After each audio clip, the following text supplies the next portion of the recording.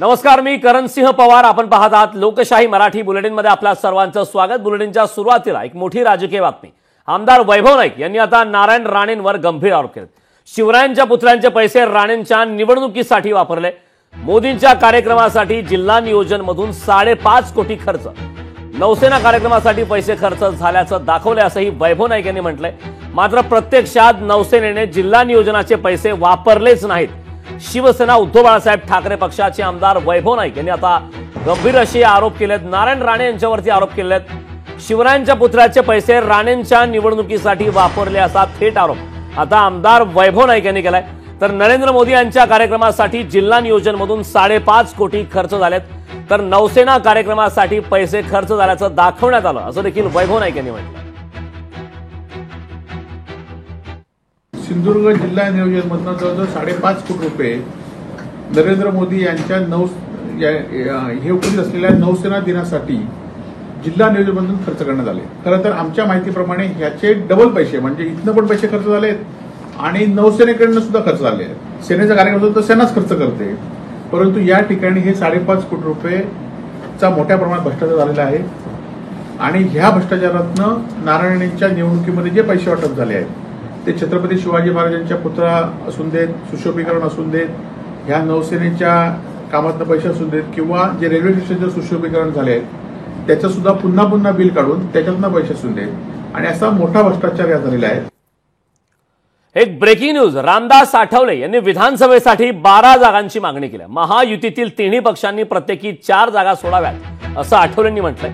रिपाईला हलक्यात घेऊ नका, आमच्या मतदारांची संख्या मोठी आहे. केंद्रीय मंत्री रामदास आठवले यांनी आता थेट महायुतीला इशारा दिला. विदर्भात रामदास आठवलेंच्या 3 ते 4 जागांची मागणी आहे. माझ्या पक्षाला राष्ट्रीय मान्यता लवकर मिळवायची आहे, त्यामुळे मला 10 ते 12 जागा लढवायच्या असल्याचं रामदास आठवले यांनी आता वक्तव्य केलेलं आहे.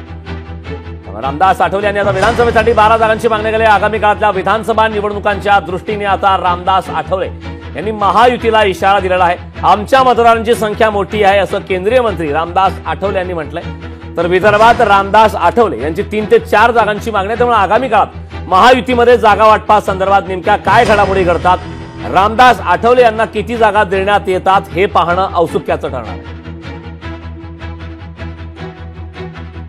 3-4 जागा आम्ही मागतो आणि महाराष्ट्रामध्ये आम्ही 18 जागांची यादी तयार केलेली आहे. आणि ती चंद्रकांत बावनकुळे आणि देवेंद्र फडणवीस, मुख्यमंत्री एकनाथ शिंदेजी आणि अजितदादा पवार यांना आमची यादी या 2-3 दिवसात आम्ही देणार आहोत. आणि त्याच्यातले आम्हाला 10-12 जागा द्याव्यात आमची मागणी आहे. आणि आम्हाला बीजेपीच्या कोट्यामध्ये समजू नये, बीजेपीच्या कोट्यात तर आम्ही आहोतच, पण तिन्ही पक्षांनी आम्हाला 4-4 जागा द्याव्यात. त्यांच्या कोट्यामधल्या 4-4 जागा तिन्ही पक्षांनी दिल्या तर 12 जागा आम्हाला मिळतील आणि आम्ही आमच्या सिंबॉलवर लढणार आहोत. काँग्रेसच्या शैलजा कुमारी यांना भाजपची ऑफर आहे. मनोहरलाल खट्टर यांच्याकडून शैलजा कुमारी यांना ऑफर देण्यात आली. शैलजा कुमारी या काँग्रेसमध्ये नाराज असल्याची चर्चा. हरियाणामध्ये विधानसभा निवडणुकांचा प्रचार सुरू आहे. हरियाणा विधानसभा निवडणुकांमध्ये सध्या या घडामोडी घडत आहेत. मनोहरलाल खट्टर यांच्याकडून शैलजा कुमारी यांना ऑफर देण्यात आलेली आहे. शैलजा कुमारी या काँग्रेसमध्ये नाराज असल्याची चर्चा आहे. हरियाणामध्ये विधानसभा निवडणुकांचा प्रचार सुरू आहे.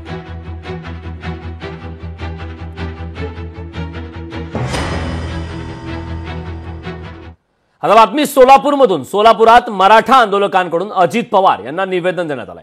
मोहोळमधील नरखेड फाट्याजवळ अजितदादांना निवेदन देण्यात आलंय. अजित पवार यांनी भर पावसात थांबत मागण्या ऐकून घेतल्या. मराठा समाजाच्या मागण्याबाबत निवेदन स्वीकारून अजितदादा रवाना झालेत. हे दृश्य आपण लोकशाही मराठीवरती पाहतो. सोलापुरात मराठा आंदोलकांकडून अजित पवार यांना निवेदन देण्यात आलंय.